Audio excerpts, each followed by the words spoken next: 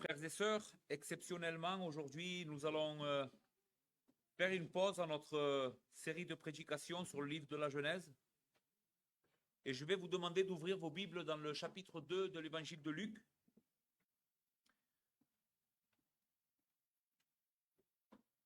Donc Luc, chapitre 2.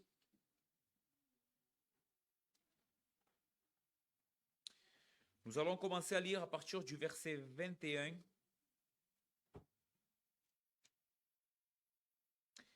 Et nous lisons jusqu'au verset 38. Luc chapitre 2, verset 21 jusqu'au 38. Et la parole de Dieu dit ainsi: le 8e jour auquel l'enfant devait être circoncis étant arrivé, on lui donna le nom de Jésus, nom qu'avait indiqué l'ange avant qu'il soit conçu dans le sein de sa mère. Et quand les jours de leur purification furent accomplis selon la loi de Moïse, Joseph et Marie le portèrent à Jérusalem pour le présenter au Seigneur, suivant ce qui est écrit dans la loi du Seigneur: tout mâle premier-né sera consacré au Seigneur.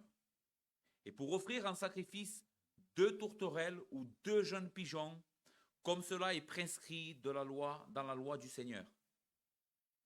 Et voici, il y avait à Jérusalem un homme appelé Siméon. Cet homme était juste et pieux, et il attendait la consolation d'Israël. Et l'Esprit Saint était sur lui. Il avait été divinement averti par le Saint-Esprit qu'il ne mourrait point avant d'avoir vu le Christ du Seigneur. Il vint au temple, poussé par l'Esprit, et comme les parents apportaient le petit enfant Jésus pour accomplir à son égard ce qu'ordonnait la loi, il le reçut dans ses bras, bénit Dieu et dit: maintenant, Seigneur, tu laisses ton serviteur s'en aller en paix selon ta parole, car mes yeux ont vu ton salut. Salut que tu as préparé devant tous les peuples, lumière qui éclaire les nations et gloire d'Israël, ton peuple. Son père et sa mère étaient dans l'admiration des choses qu'on disait de lui. Siméon les bénit et dit à Marie, sa mère: voici, cet enfant est destiné à amener la chute et le relèvement de beaucoup en Israël, et à devenir un signe qui provoquera la contradiction. Et à toi-même, une épée te transpercera l'âme, afin que les pensées de beaucoup de cœurs soient révélées ou dévoilées. Il y avait aussi une prophétesse, Anne, fille de Phanuel, de la tribu d'Azer. Elle était forte avancée en âge, et elle avait vécu 7 ans avec son mari depuis sa virginité. Restée veuve et âgée de 84 ans, elle ne quittait pas le temple et elle servait Dieu nuit et jour dans le jeûne et dans la prière. Étant arrivée, elle aussi, à cette même heure, elle louait Dieu et elle parlait de Jésus à tous ceux qui attendaient la délivrance de Jérusalem. Amen.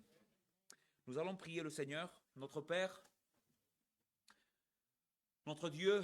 Nous te bénissons encore une fois, Seigneur, et nous te demandons que tu nous donnes des yeux aujourd'hui pour pouvoir nous réjouir, Seigneur, de ce que ce texte nous enseigne. Seigneur, que nos cœurs soient remplis d'espérance aujourd'hui.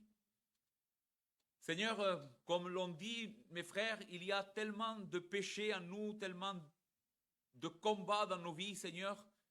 Nous avons besoin de repos, et le seul repos qui est vrai, Seigneur, qui peut satisfaire nos âmes, se trouve dans ton Fils. Nous prions, Seigneur, pour qu'aujourd'hui, nous puissions voir ce repos qui est en lui, cette espérance que nous avons en lui. Père, bénis-nous, au nom de Jésus. Amen. Dans quelques jours, frères et sœurs, le monde s'apprête à célébrer Noël. Généralement, c'est une époque de l'année où les personnes sont heureuses, parce qu'il y a une ambiance particulièrement festive, peu importe où nous allons, bien sûr, dans les pays chrétiens. Les rues sont remplies de lumière, les grandes enseignes font tout pour décorer leurs magasins. Tout est fait pour que ce moment particulier de l'année soit un moment de réjouissance et de paix. Un moment où nous, d'une certaine manière, on oublie les soucis de l'année, que pendant tout le reste de l'année, ça nous tracasse, n'est-ce pas? Maintenant, une chose sur laquelle je voudrais parler aujourd'hui, c'est du véritable ou de la véritable signification de cette fête. Qu'est-ce que nous sommes en train de célébrer quand on célèbre, ou qu'est-ce que célèbre en réalité le monde quand il célèbre Noël? Qu'est-ce que devrait nous rappeler Noël? À quoi devrions-nous penser? Quelle est la véritable raison pour laquelle cette époque de l'année particulière est un moment où nous devons réfléchir et nous réjouir? Je crois qu'aujourd'hui, nous avons perdu de vue la chose la plus importante que cette fête nous rappelle. La raison d'être du bonheur ne se trouve pas dans les cadeaux que nous allons nous donner les uns les autres, particulièrement en notre famille, ni dans le moment chaleureux d'amour et d'amitié que nous allons partager autour d'un bon dîner, mais plutôt la chose qui doit remplir de bonheur et d'espérance, c'est que ce moment est un bon moment pour nous souvenir du cadeau que le ciel nous a donné. Un cadeau que jamais on n'aurait pu imaginer. Même dans nos plus grands rêves, jamais on n'aurait pu imaginer que le cadeau que le ciel nous a donné, que cette fête est en train de nous rappeler, aurait pu être le nôtre. Noël, dans la tradition chrétienne, est le jour où nous célébrons la naissance de notre Seigneur Jésus-Christ. C'est un jour en réalité qui a été donné dans le calendrier chrétien pour cela. Maintenant, je sais que Jésus n'est pas né le 25 décembre, on le sait ça. C'est une date qui a été fixée par les hommes. Et même cette fête, en réalité, la Bible ne commande rien au sujet de fêter Noël et de célébrer la naissance de Jésus. Mais puisqu'elle existe, les frères, puisque cette fête existe, elle est dans notre calendrier et elle a une signification. Qu'est-ce qu'il faut faire? Ça doit être un bon moment dans l'année pour témoigner cette grande vérité. Voici comment nous devons, nous les chrétiens, voir Noël. La réjouissance de Noël ne se trouve pas dans le sapin, dans les décorations, dans les cadeaux. Nous devons profiter de ce moment pour témoigner au monde de ce que cette fête, en réalité, témoigne. Qu'est-ce qu'elle témoigne? Eh bien, c'est le titre de mon sermon aujourd'hui. Un sauveur est né et cela nous concerne tous. Voici à quoi nous devrions penser quand arrivent ces jours de fête, ce qui devrait remplir notre esprit, plus que simplement nous faire des cadeaux et regarder toutes les décorations, c'est cela me rappelle qu'un sauveur est né.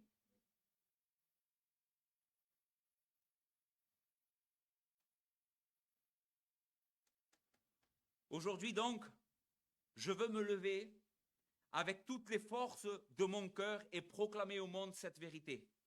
Qu'il y a plus ou un peu plus de 2000 ans, Dieu a accompli fidèlement sa promesse.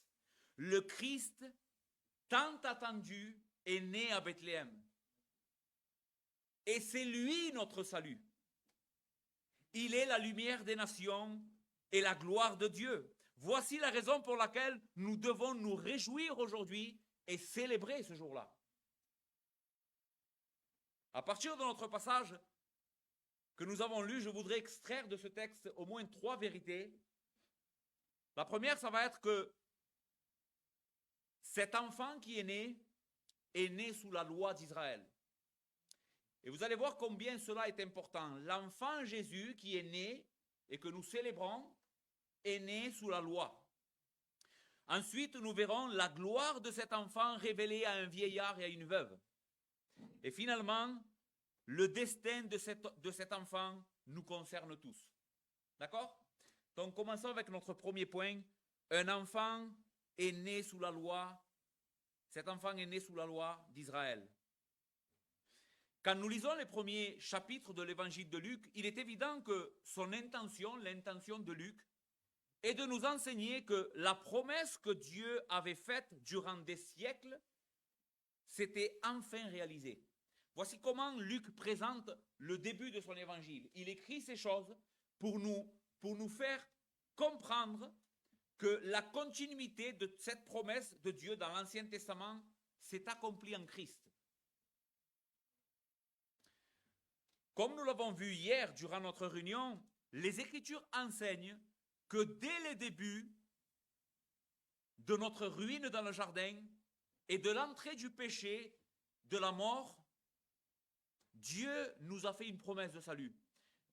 À peine l'homme a désobéi et est tombé dans la ruine du péché, Dieu n'a pas attendu un certain moment pour lui donner une promesse de salut immédiatement. Dieu donne une promesse de salut. Parce que c'est un Dieu de grâce, c'est un Dieu de bonté et de miséricorde qui se plaît à sauver. Dans Genèse 3,15, il est écrit « La postérité de la femme t'écrasera la tête et tu lui blesseras les talons ». Ces paroles vont être dites au serpent qui, d'une certaine manière, avait vaincu l'humanité par la tromperie et le mensonge et l'avait fait tomber dans le péché. Mais Dieu promet ici au serpent qu'un des descendants d'Adam, un fils d'Adam, ramènerait l'ordre et la justice. Comment il le ferait? En lui écrasant la tête, le texte dit.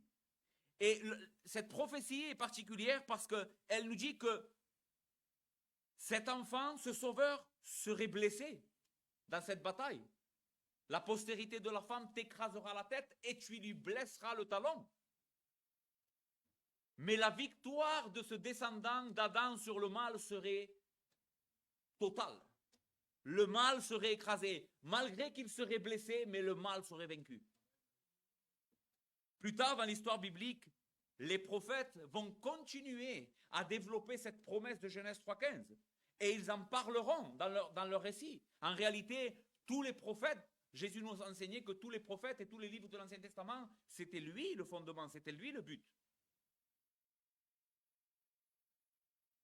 Cet homme serait un homme très particulier. Ce descendant d'Adam ne serait pas un homme comme tous les autres. Parce que les Écritures lui donnent des attributs et des qualités que seul Dieu possède. Écoutez ce que Ésaïe 9, un texte que Juan a lu hier, écoutez comment la Bible en parle. Donc, souvenez-vous que Ésaïe a été écrit entre 800 et 700 ans avant Jésus-Christ quand même. Et écoutez comment Ésaïe témoigne ou prophétise au sujet de ce fils d'Adam qui viendrait pour écraser la tête du serpent. Le peuple qui marchait dans les ténèbres voit une grande lumière. Qui est cette grande lumière? C'est Christ. Sur ceux qui habitent le pays de l'ombre de la mort, une lumière resplendit. Tu rends le peuple nombreux. Tu lui accordes de grandes joies. Pourquoi nous devons nous réjouir? Parce que la lumière s'est levée. Il se réjouit devant toi comme on se réjouit à la moisson, comme on pousse des cris d'allégresse au partage du butin. Car le joug qui pesait sur lui, le bâton qui frappait son dos, la verge de celui qui l'opprimait, tu la brises comme à la journée de Madian. Car toute chaussure qu'on porte dans la mêlée et tout vêtement guerrier roulé dans le sang seront livrés aux flammes pour être dévorés par le feu. Ce qu'Ésaïe est en train de nous dire ici, c'est que au moment où cette lumière se lèverait sur les nations pour nous éclairer, qui est Christ, et sa venue, la guerre cesserait. On n'aurait plus besoin de chaussures et d'une armure pour aller à la bataille, puisqu'il n'y aura plus de guerre. Car un enfant nous est né, un fils nous est donné, et la domination reposera sur ses épaules. Et écoutez bien, pourquoi je dis que cet enfant qui est prophétisé serait un homme. Il est un descendant d'Adam, donc c'est un vrai homme, mais écoutez ce que le texte lui attribue. On l'appellera admirable, conseiller, Dieu puissant, Père éternel, prince de paix. Aucun homme ne peut être appelé admirable, conseiller, Dieu puissant, mais cet enfant qui naîtrait pour écraser la tête du serpent, oui. À lui, oui. En réalité, c'est le seul homme de qui on peut dire ces paroles. Donc, à la lumière de toutes les Écritures, il est évident que la Bible enseigne que le salut, les frères, le salut que nous célébrons dans ces jours de fête, ne pouvait pas venir que par le serviteur de l'Éternel. Il ne pouvait être nôtre que à travers de ce que l'œuvre de cet homme, de ce Dieu-homme, on pourrait dire, ferait. Cet homme promis, qui serait vrai homme et vrai Dieu, et qui délivrerait son peuple de ses péchés. Le salut de Dieu n'est pas le résultat de la force humaine ou de notre détermination pour réparer ce que nous avons brisé dans le jardin. Non. Pourquoi? Parce que le problème est trop grand, les frères. Je veux répéter ça. Pourquoi le salut, ce n'est pas quelque chose que Dieu nous a donné à faire à nous? Pourquoi Dieu ne nous a pas dit, puisque c'est vous qui avez brisé mes lois et qui êtes tombé tout seul dans le péché, maintenant vous devez vous relever tout seul. Pourquoi? Parce qu'on était incapable de le faire. La chute dans le péché a eu des répercussions trop grandes dans l'humanité. La solution que Dieu va donner à ce problème, c'est, écoutez bien, c'est que lui-même devait venir. Voici la solution au problème de notre péché. Lui-même devait descendre du ciel. Lui-même devait prendre forme humaine. Lui-même devait réparer nos fautes.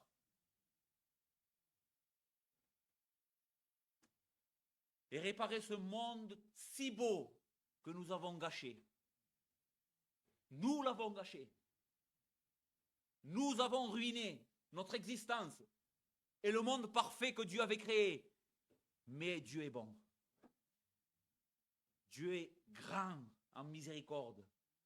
Il est rempli de compassion. Et il est venu lui-même pour nous sauver.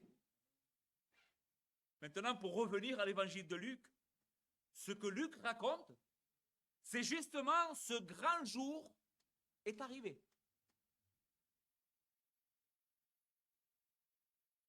Il est enfin là, après des siècles d'attente, de prières, de supplications, de larmes, de jeûnes, de cris au ciel, Seigneur, quand viendras-tu? Quand nous délivreras-tu? Luc nous dit, c'est là. Ça y est. Le temps est venu. Écoutez, Luc 2, verset 8. Il y avait dans cette même contrée des bergers qui passaient dans les champs les veilles de la nuit pour garder leurs troupeaux. Et voici, un ange du Seigneur leur apparut, et la gloire du Seigneur resplendit autour d'eux. Ils furent saisis d'une grande frayeur. Mais l'ange leur dit, ne craignez point, car je vous annonce une bonne nouvelle, qui sera pour tout le peuple un sujet de grande joie. C'est qu'aujourd'hui, dans la ville de David, il vous est né un sauveur qui est le Christ, le Seigneur. Et voici à quel signe vous le reconnaîtrez. Vous trouverez un enfant emmailloté et couché dans une crèche. Aujourd'hui, il vous est né un sauveur. L'attente est finie. Maintenant, observez quelque chose de particulier dans le texte que nous venons de lire ici. Comment ce texte affirme de manière claire et évidente que cet enfant qui vient de naître n'est rien d'autre que le Dieu Tout-Puissant. Comment je le sais? Eh bien, au travers de ce que les anges vont dire aux bergers. Et ce que Luc raconte de ce moment. Les anges sont les anges du Seigneur. D'accord? Dans le passage. La gloire qui va entourer les bergers est la gloire du Seigneur. Mais Luc nous dit aussi que cet enfant qui vient de naître est Christ le Seigneur. Ouvrez votre Bible, si vous l'avez ouverte, et regardez ce que je suis en train de vous dire. Dans Luc 2, il est dit, les anges sont les anges du Seigneur. Et voici, un ange du Seigneur apparut. Et les bergers furent entourés de la gloire du Seigneur. Et l'ange dit, voici aujourd'hui vous est né un sauveur qui est le Christ le Seigneur. En d'autres mots, les frères, les anges sont les anges de ce petit bébé qui vient de naître. La gloire qui entoure les bergers et qui va provoquer une grande frayeur à ces hommes est la gloire de l'enfant qui est couché dans la crèche. Parce que cet enfant de manière incompréhensible pour nous, mais ô combien glorieuse, c'est Emmanuel, Dieu avec nous. C'est pour ça que ces anges qui apparaissent à ces bergers, c'est les siens. C'est lui qui les a créés. Imaginez les frères. C'est les anges du Seigneur. Il vous est né le Christ le Seigneur. C'est ces anges à lui. La gloire qui rayonne autour de ces bergers et ils sont effrayés. C'est sa gloire à lui. Écoutez, c'est que Hébreux, chapitre 1, verset 3 dira, le Fils, en parlant de cet enfant, est le reflet de sa gloire et l'empreinte de sa personne. Et il soutient toutes choses par sa parole puissante. Il a fait la purification des péchés et s'est assis à la droite de la majesté divine dans les lieux très hauts. Il soutient, le Fils, toutes choses par sa parole puissante. Quand je pense à ça, les frères, ça me dépasse, ça me remplit de joie, d'espérance, mais en même temps, je vois combien Christ est grand. Contemplez ce bébé. Donnez des ailes à votre imagination. Ce bébé vient de naître. Vous savez ce qu'affirme le texte d'Hébreux? Que tout ce qui nous entoure, tout ce qui compose cet univers était en train d'être soutenu par ce bébé. Le ciel, la terre, la mer, les poissons, tout ce qui existe, toute chose était soutenu par lui.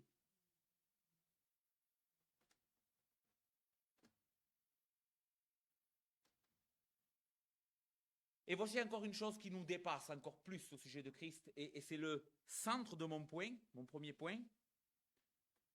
On pourrait s'attendre à qu'un tel sauveur, avec cette identité,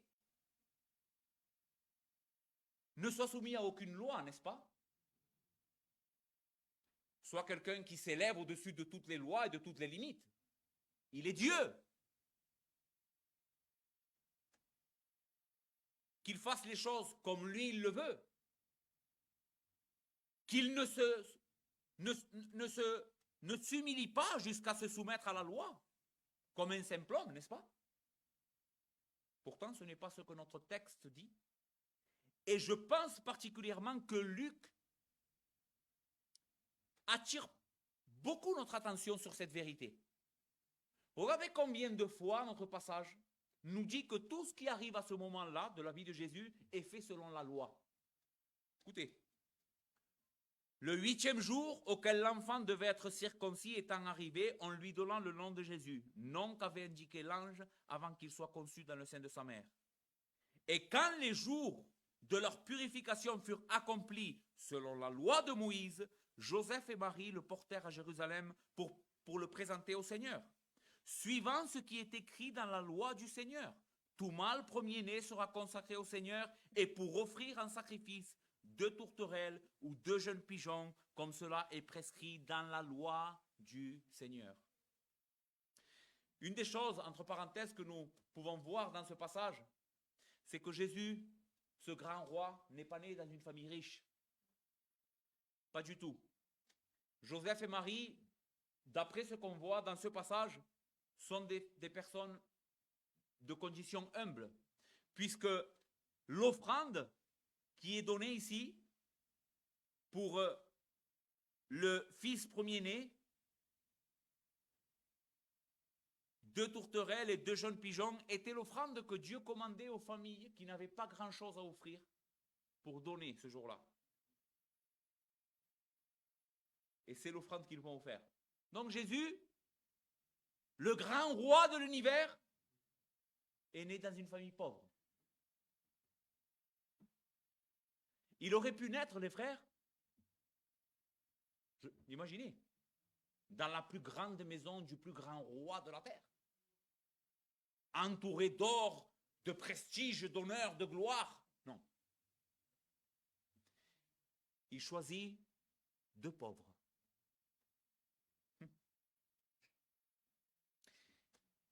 La circoncision, auquel le texte nous dit le 8e jour, il fut circoncis, qu'est-ce que c'est?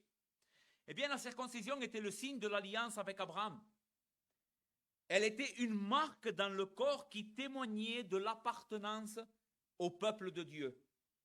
Si un juif n'avait pas cette marque sur son corps, il était exclu de la communion du peuple. C'était un signe que cet homme faisait partie de l'alliance, était de la nation d'Israël avec laquelle Dieu avait fait une alliance. Et cela est quelque chose d'important au sujet de Christ. Pourquoi? Parce que la Bible nous dit que le Sauveur devait naître de la descendance d'Abraham. Il devait être un descendant d'Abraham. En d'autres mots, il devait être juif. C'est pour ça que la Bible dit que le salut vient des Juifs. Parce qu'il était prophétisé de cette manière-là. Jésus devait être juif. Mais en plus d'être le symbole ou la marque visible de l'appartenance au peuple de l'Alliance, la circoncision est la marque aussi de la justification qui, à l'exemple d'Abraham qui a cru, et cela lui fut imputé à justice, reçut le signe de la circoncision comme sceau de la justice qu'il avait obtenu par la foi. En d'autres mots, c'est la circoncision a été donnée à Abraham quand il a cru à Dieu, et parce qu'il a cru à Dieu, parce qu'il a fait confiance à ce que Dieu disait, Dieu l'a justifié. Qu'est-ce que veut dire justifier? Eh bien, cela veut dire que Dieu l'a pardonné. Cela veut dire que Dieu l'a lavé de son péché. Cela veut dire que Dieu l'a sauvé. Ok. Pourquoi je vous parle de tout ça, vous allez comprendre. La question à laquelle il est important de répondre aujourd'hui, c'est que Jésus est aussi circoncis le 8e jour selon la loi. Maintenant, est-ce que lui a besoin d'être justifié? La circoncision, c'est non simplement le sceau ou la marque visible comme quoi il appartient à la nation d'Israël, mais c'est aussi la marque visible comme quoi cet homme a été justifié. Mais est-ce que Jésus a besoin d'être justifié? Est-ce qu'il a des péchés que Dieu doit pardonner à cet homme? Nous répondons à cette question avec un énorme non. Non. Le saint enfant qui vient de naître est né sans péché. Il est le saint fils de Dieu. Il est Dieu lui-même. En lui, il n'y a ni ombre de variation, ni la moindre ténèbre. Il n'a aucun besoin, lui, d'être justifié, parce qu'il n'a pas de péché. Oui, il est homme, il est tout ce que nous sommes, à l'exception de notre péché. Il est tout ce que tu es, à l'exception de ton péché. Jésus n'a pas pris notre péché en devenant lui-même pécheur comme nous. Il a pris une nature humaine parfaite, sainte, innocente, glorieuse. Cependant, il a été circoncis le 8e jour.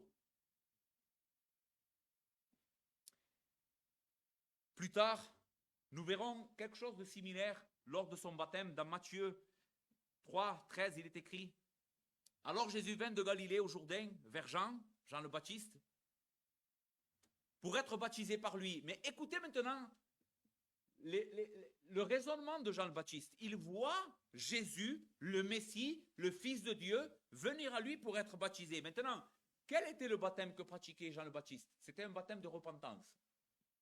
C'est-à-dire que c'était tous les pécheurs qui venaient à Jean le Baptiste pour être baptisés et purifiés symboliquement de leurs péchés. Et il voit Jésus venir à lui. Le Saint. Écoutez les paroles de Jean. Mais Jean s'y opposait en disant: c'est moi qui ai besoin d'être baptisé par toi et tu viens à moi? Jésus lui répondit: laisse faire maintenant, car il est convenable que nous accomplissions ainsi tout ce qui est juste.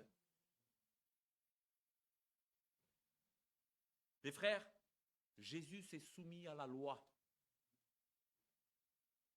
Même son nom, écoutez bien, même son nom n'a pas été choisi par les hommes. Dieu l'a choisi pour lui. Il lui donna le nom de Jésus qui veut dire Dieu sauve. C'est ce que veut dire Jésus, Dieu sauve. L'observation donc scrupuleuse de Joseph et Marie en ce qui concerne tout ce que Dieu avait commandé de faire quand un enfant premier-né venait au monde, nous montre à quel point Jésus s'est humilié dès ses premiers jours. Je ne veux pas que tu perdes ça. Qu'est-ce que cela nous démontre? Que le texte nous dit, c'est qu'il a fait tout ce qu'il fallait selon la loi. Cela nous démontre à quel point Jésus s'est humilié dès ses premiers jours pour s'identifier à son peuple pécheur qu'il venait racheter.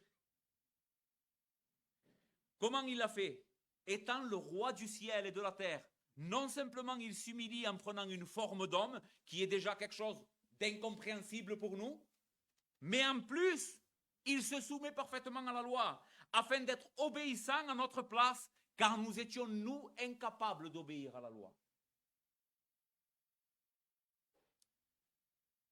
Frères, la justice que nous avons perdue dans ce jardin, lui, l'a récupérée en vivant une vie parfaitement obéissante à la loi. Et il a été obéissant jusqu'à la mort de la croix.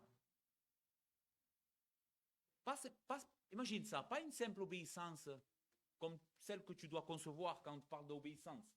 Tu essayes de faire le bien. Jésus a été parfaitement obéissant, en parole, en conduite, en désir. Il s'est complètement soumis à la volonté du Père, jusqu'au point de dire, Père, s'il est possible que cette coupe passe de moi, mais non pas ma volonté, non pas ce que je veux, non pas ce que je désire, non pas ce que moi j'aimerais, mais si ta volonté c'est que je donne ma vie, je le ferai. Je me soumettrai, je serai obéissant. Et parce qu'il a été obéissant, il a été glorifié. Il a été élevé dans la gloire. Écoutez ce que Galates 4 nous dit. Mais lorsque les temps ont été accomplis, Dieu a envoyé son Fils, né d'une femme, né sous la loi, afin qu'il rachète ceux qui étaient sous la loi, afin que nous recevions l'adoption. Dieu a envoyé son Fils, mais il ne l'a pas envoyé dans la gloire. Il ne l'a pas envoyé dans les applaudissements, il ne l'a pas envoyé dans la richesse, il l'a envoyé dans la pauvreté, soumis à la loi, pour qu'il nous rachète, nous, de notre pauvre et misérable condition dans laquelle nous étions. Laissez-moi appliquer ce premier point. Qu'avons-nous appris? Eh bien que la raison pour laquelle nous devons nous réjouir, c'est que Dieu a tenu sa promesse. Dieu a tenu sa promesse. Il est lui-même descendu dans la personne de son Fils pour venir nous sauver de notre péché et de notre misère en prenant une forme de serviteur et en s'humiliant et se rendant obéissant à notre place. Voici pourquoi nous devrions nous réjouir dans ces jours de fête. Voici ce qui devrait faire que nous sommes dans la joie. Voyez combien on est loin de ça aujourd'hui. Mais c'est pour cette raison que nous devons nous réjouir. Premièrement, le Fils de Dieu est venu et il a pris ma place, devenant obéissant à ma place pour m'offrir son salut. Ce qui nous conduit à notre deuxième point, la gloire de cet enfant révélée à un vieillard et à une veuve. Verset 25, excusez-moi.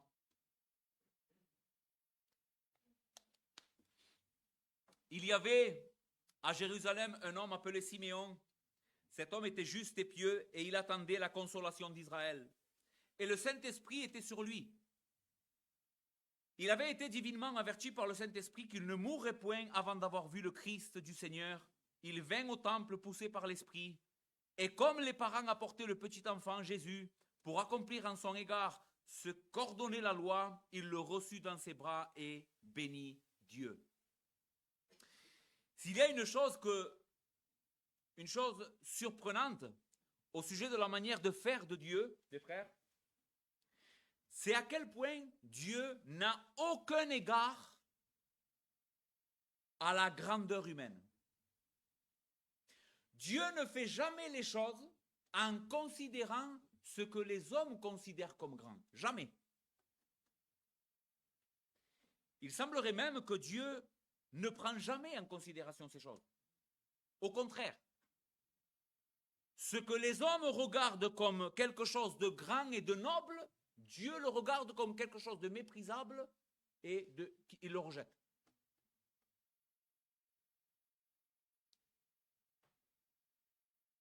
Il réserve toujours ses plus grands trésors, ses plus grandes révélations à ceux qui sont les moins dignes. Voici qui est notre Dieu et comment il fait les choses. Et je sais que cette manière de voir la chose est contre-intuitive. On n'arrive pas, nous, à croire ça. On a du mal à concevoir Dieu comme ça, mais il est ça. Crois-le, parce que la Bible en rend témoignage. Et ici, nous avons une grande preuve. Dieu ne donne jamais aux grands, jamais. Il donne toujours aux plus petits. C'est pour ça que nous pouvons tous nous réjouir ici, parce que nous sommes tout petits.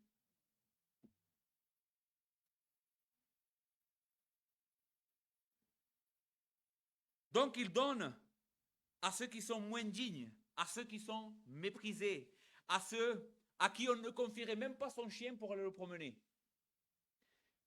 C'est à ces personnes-là que Dieu donne le plus grand, ses plus grands trésors.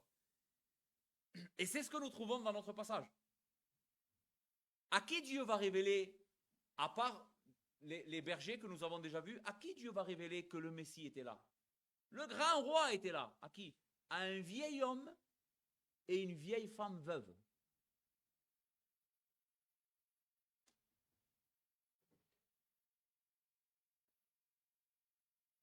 Les bergers que nous avons vus tout à l'heure, mon beau-père l'a dit l'autre fois en prêchant ce texte, pour un juif, être berger, c'était une abomination.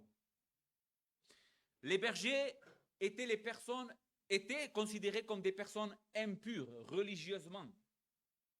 Jamais on n'aurait pu penser que cette grande révélation de l'ange envoyé par Dieu aurait été faite à des bergers. Tout le monde pensait que ça aurait été fait au roi ou au grand sacrificateur. Voilà, le Messie est là, quelqu'un qui lisait la Bible tous les jours et qui était très considéré. Non. Dieu va révéler ça à des simples bergers qui gardaient leurs troupeaux pendant la nuit.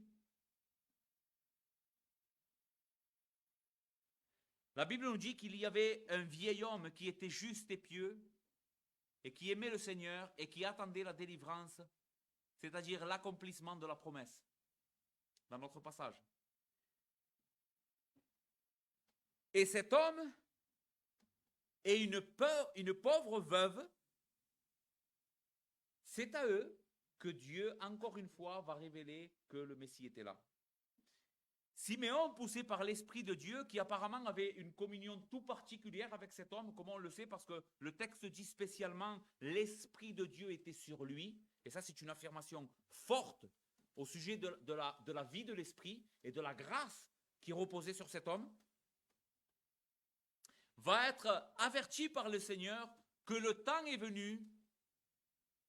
Et je trouve cette promesse, ou la manière comment Dieu promet à cet homme, ou lui montre que le temps est venu, très touchante de la part du Seigneur. Regardez comment le texte nous dit quelle promesse Dieu avait fait particulièrement à cet homme.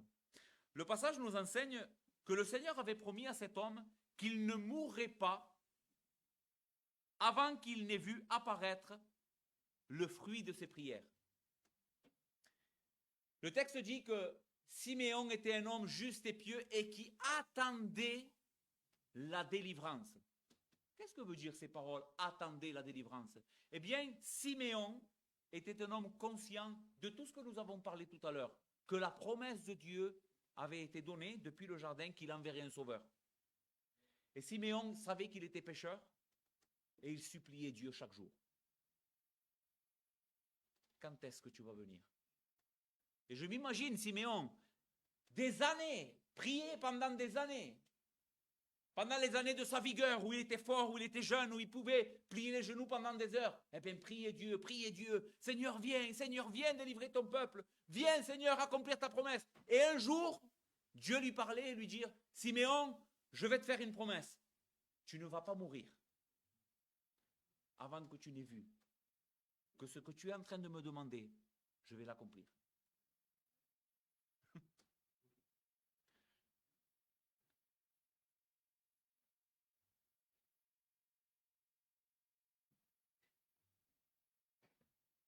je ne vais pas te laisser mourir avant que tu aies vu de tes propres yeux que je suis un Dieu fidèle.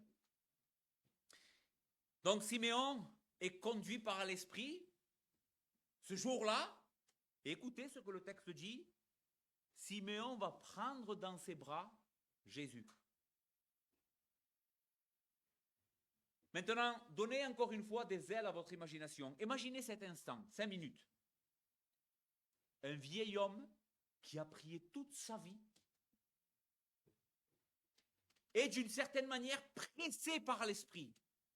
Il est poussé ce jour-là, pressé par l'Esprit. Va au temple. Il y a quelque chose d'important qui se passe là.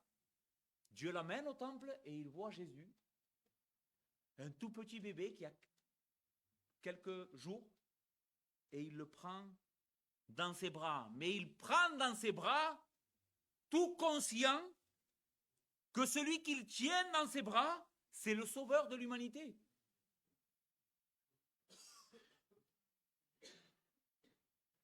Je m'imagine cet homme, les yeux remplis de larmes, regarder ce bébé, l'embrasser. Mais il l'embrasse d'une manière remplie d'adoration. Il déborde. Il voit ce bébé, il dit, il est là. C'est lui. Les frères, jamais Siméon aurait remplacé, pour quoi que ce soit, ce privilège. Imagine, si tu aurais demandé ce jour-là à Siméon, Siméon, laisse-moi ta place. Écoute, si tu me laisses ta place et tu me laisses prendre ce bébé dans mes bras, je te donne une maison ou je t'offre un voyage. Tu sais ce qu'aurait fait Siméon? Il t'aurait ri au nez et il t'aurait dit, tu es complètement fou. Pour rien au monde, je te donnerai ma place.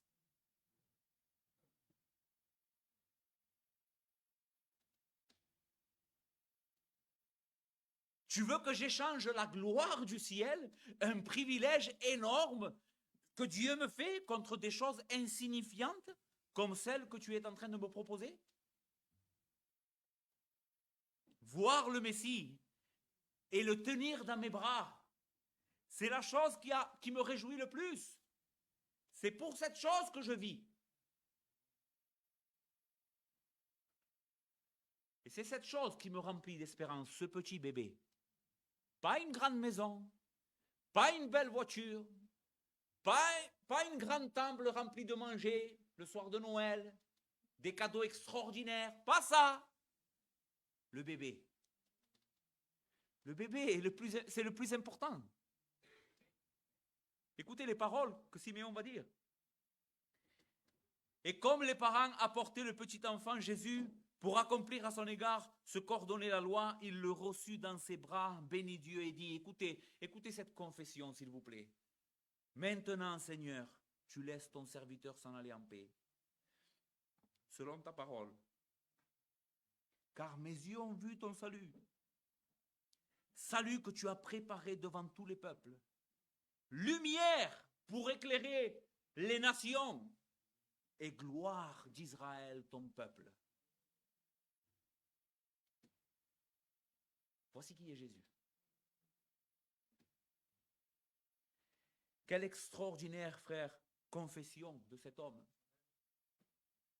Maintenant, pendant que je regardais ce passage, je me disais, comment est-ce que Siméon est-il arrivé à cette conclusion au sujet de ce petit bébé? Parce que il faut toujours se mettre à la place des personnes qui étaient là et qui ont vécu ça.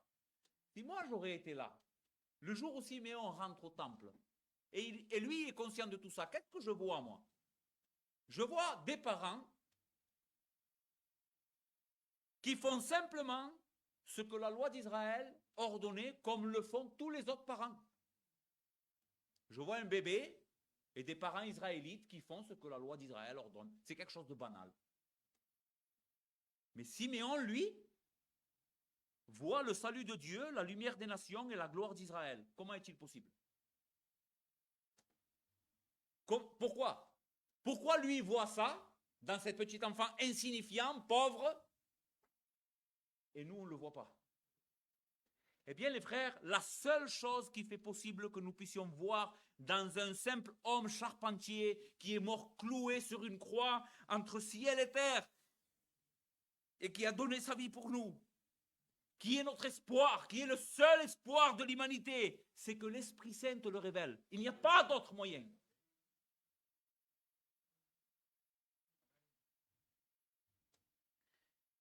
L'esprit de vérité, qui sonde même les profondeurs de Dieu, était celui qui était en train de montrer à Siméon qui étaient ses enfants.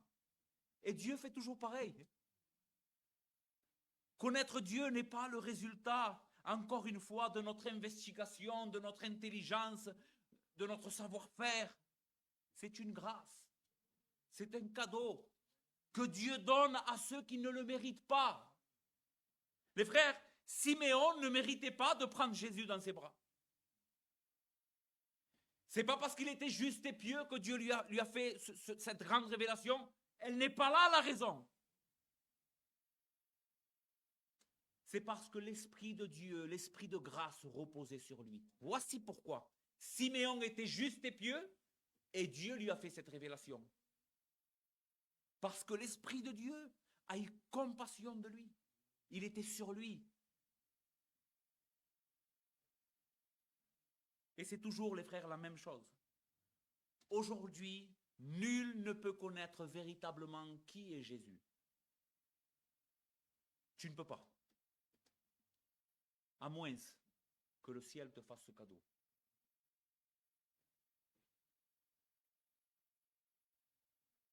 Écoutez ce que Jésus dira dans Matthieu 11, verset 25. En ce temps-là, Jésus prit la parole et dit, « Je te loue, Père, Seigneur du ciel et de la terre, de ce que tu as caché ces choses aux sages et aux intelligents, et de ce que tu les as révélées aux enfants. Oui, Père, je te loue, de ce que tu l'as voulu ainsi. Toutes choses m'ont été données de mon Père, et personne ne connaît le Fils, si ce n'est le Père. Et personne ne connaît le Père, si ce n'est le Fils, et celui à qui le Fils veut le révéler. » Comment Siméon a su que cet enfant était le sauveur du monde? Parce que le Fils, le Père et l'Esprit ont voulu lui révéler. Anne et Siméon avaient eu ce privilège. Et Dieu continue encore aujourd'hui à donner ce privilège. Ne crois pas que c'est quelque chose qui ne peut pas t'être donné à toi. Ce qui est impossible aux hommes est possible à Dieu. Et Dieu peut. Dieu peut et Dieu veut te le donner. Comment il le fait? Eh bien, il le fait toujours de la même manière, au travers de son esprit et de la prédication, de la parole. L'Esprit de Dieu agit aujourd'hui au sein de cette pauvre église que nous sommes, des gitans que personne ne considère. Mais nous sommes en train de proclamer la vérité de Dieu. Et Dieu se sert de sa parole par le moyen de son esprit pour appeler ses élus. Il sauve, il révèle Christ. Au simple, pas au grand. Il donne des oreilles aux sourds. Il fait entendre les sourds. Il fait voir les aveugles. Il remplit de joie le cœur des malheureux. Comment il le fait? En révélant son Fils. En révélant son Fils. Anne, cette pauvre veuve, qui va être elle aussi consciente de qui est Jésus, écoutez ce que dit le texte, elle louait Dieu dans le temple. Encore une fois, j'imaginais cette femme, pendant que je méditais ce passage, je suis sûr, elle sautait de joie. Elle criait de partout. Et elle parlait de Jésus à tous ceux qui attendaient la délivrance de Jérusalem. Dieu était en train de se servir de cette pauvre veuve que personne ne considérait pour annoncer le roi des rois, le Dieu du ciel et de la terre aux hommes. Finalement, mon troisième point, nous avons fini, je vais essayer d'être plus rapide. Donc nous avons vu comment cet enfant est né sous la loi. Nous avons vu comment cette révélation de ce grand roi sauveur est donnée au plus simple, à un vieillard et à une veuve. Voyons maintenant le troisième et dernier point. Le destin de cet enfant nous concerne tous. On pourrait penser que cette histoire du grand salut de Dieu ne comporte aucune part de souffrance ou de tristesse, n'est-ce pas? Jusqu'à maintenant, qu'est-ce que nous avons vu? Que quelque chose de glorieux, n'est-ce pas? Que quelque chose de grand, de merveilleux. Cependant, ce n'est pas le cas. Et ce n'est certainement pas ce que la Bible enseigne. Dans cette grande histoire de salut, eh bien, il y a la souffrance de notre Dieu. Il y a l'humiliation de notre Seigneur. Cet enfant qui est venu pour nous sauver ne pourrait faire ce salut ou rendre possible que ce salut qu'en donnant sa vie pour son peuple. Une fois encore, cela va contre notre intuition. On a tendance à penser aux héros, d'accord, à ceux qui nous sauvent, comme forts, comme ne se faisant pas vaincre par personne, n'est-ce pas? C'est l'idée qu'on a de quelqu'un. Mais regardez comment Dieu nous prend à l'envers. Il envoie son Fils, qui est le Sauveur, mais il l'envoie pour mourir.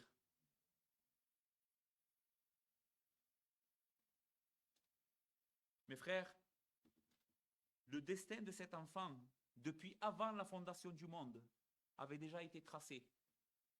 Il est né pour mourir.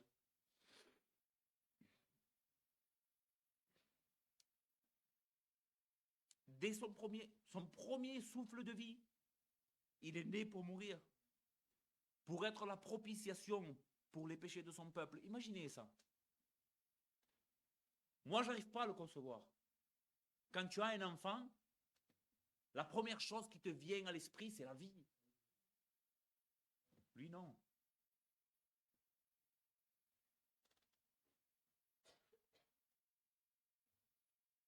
Il a apporté la délivrance et la vie éternelle et le salut, mais cela serait au prix de son propre sang, au prix d'une vie qui sera empreinte de douleur, de souffrance, de solitude et de rejet. Et cela, nous le voyons dès les premiers instants de sa vie. Marie est sur le point de donner la vie à cet enfant et personne ne veut le recevoir. Pas de place pour lui. Il va naître dans une étable, comme l'a dit mon beau-père la dernière fois, un endroit impropre. À un enfant, encore moins un endroit impropre au Dieu du ciel et de la terre. Pourtant, il naît là, rejeté de tous. Quelques jours après sa naissance, le roi Hérode veut le tuer. Marie et Joseph sont divinement avertis par un ange de quitter immédiatement le pays d'Israël pour aller se réfugier en Égypte parce qu'on cherche l'enfant pour le tuer. Imaginez, il vient de naître.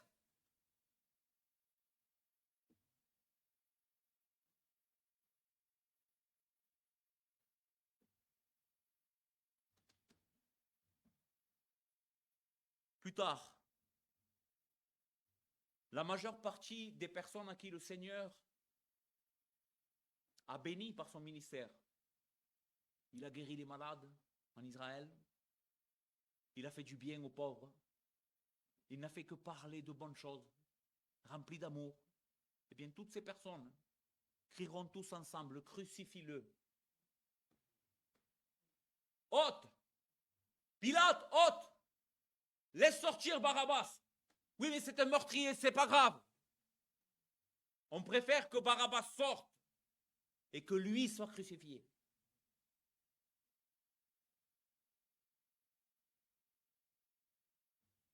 Son père et sa mère étaient dans l'admiration des choses qu'on disait de lui. Siméon les bénit. Écoutez cette perception de choses de Siméon.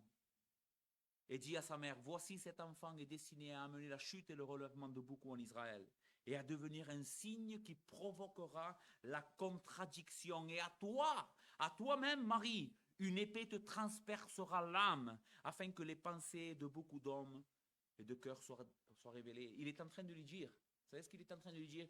Tu seras témoin, Marie, de la crucifixion et de la souffrance de cet enfant que tu viens de mettre au monde. Mais cela est nécessaire. S'il ne meurt pas, pas de salut. S'il ne meurt pas, aucun espoir pour nous. Frères et sœurs et amis, ici présents, cela nous enseigne, écoute bien, toi qui n'es pas en Christ ou qui doute encore, qui cherche peut-être le salut, cela nous enseigne, qu'est-ce que t'enseigne ça? Ça t'enseigne à quel point le péché est grave. Le péché, ce n'est pas une erreur. Le péché, ce n'est pas avoir commis quelque chose de maladroit. Non, le péché est grave. Tellement grave que la seule manière de pouvoir résoudre le problème de ton péché, de ta condamnation, c'est que cet enfant meure. Tu imagines ça?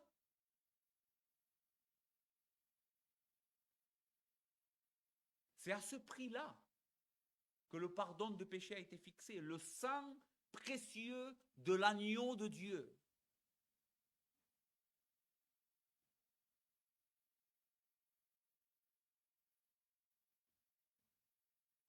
Le péché ne se règle pas avec un peu de maquillage, avec des paillettes et des lumières de Noël. Ça ne sert à rien d'être joyeux à Noël si tu es encore dans ton péché. Ne te réjouis pas. Pleure.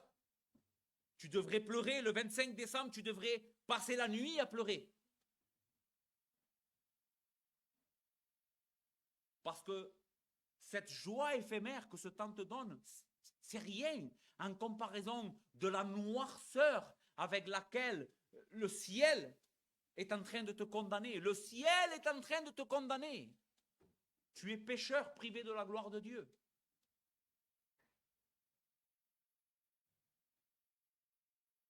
Regarde ce bébé aujourd'hui, dans les bras de sa mère. Il est appelé à amener la chute et le relèvement de beaucoup en Israël et à devenir un signe qui provoquera la contradiction. Les frères, l'humanité est divisée en deux. Et j'ai fini. Ce texte nous enseigne, il est appelé à amener, à être un signe de contradiction, à diviser. L'humanité est divisée en deux parties. Il y a deux sortes d'hommes et de femmes. Il n'y a pas 50 000, il y en a deux. Jésus divise l'humanité en deux. D'un côté, nous avons ceux qui se soumettent à lui et ils lui font confiance. Ils ont mis toute leur confiance dans l'œuvre de réconciliation que ce bébé allait faire. Ces hommes-là et ces femmes qui ont mis leur confiance en Christ ont reçu la vie éternelle, le pardon de leurs péchés et la promesse de la gloire. D'accord? Ça, c'est la première catégorie. De l'autre côté, nous avons ceux qui refusent, pas qui ne savent pas, qui refusent de recevoir Jésus comme leur roi, de se soumettre à lui, d'arrêter de lui faire la guerre. Ceux-là, ceux qui refusent de se soumettre à lui, seront condamnés pour l'éternité, loin de la gloire de sa face, et subiront la colère du Dieu Tout-Puissant.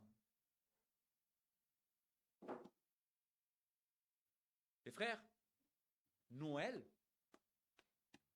la naissance de Christ, est bien plus importante que ce qu'on veut nous laisser croire.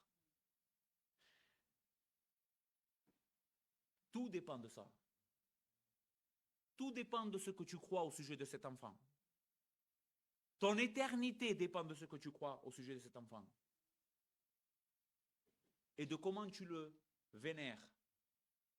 Est-ce que tu adores cet enfant? Est-ce que tu adores celui qui est né dans cette étape? Est-ce qu'il est le centre de ta vie? Est-ce que c'est pour lui que tu vis? Est-ce qu'il a pardonné tes péchés et tu le sais? Je sais. Tu es mon espoir, tu as pardonné mes péchés. Si ce n'est pas le cas, tu es une pauvre créature. Peu importe ce que tu as ou ce que tu n'as pas, tu es pauvre. Par contre, celui qui a reçu Christ, malgré ta plus grande pauvreté et tous les tracas que tu peux avoir dans ta vie, tu es la personne la plus riche qui puisse exister. Tu as Christ. Tu as tout. Voici ce que nous devons parler à nos enfants. Raconte à tes enfants le jour du 24 et du 25. Assis-toi avec eux et raconte-leur cette histoire. Dis-leur, tu sais pourquoi je t'offre des cadeaux aujourd'hui? Tu sais pourquoi on est dans la joie, papa, aujourd'hui? Parce qu'il y a 2000 ans, le Fils est né. C'est pour ça qu'on peut avoir un espoir. Enlève le mensonge du Papa Noël. Papa Noël, c'est pas lui qui fait ton bonheur. C'est Christ. C'est Christ. Cet enfant qui est né dans l'étable, c'est lui. C'est lui que je veux que tu connaisses. Et le jour de Noël, réjouis-toi. Mange et bois. Aime ta famille. Fais la fête. Mais avec comme but de glorifier Dieu. De le remercier lui ce jour-là. Parce que tu es venu, Seigneur. Tu es venu me sauver. Que le Seigneur bénisse sa parole.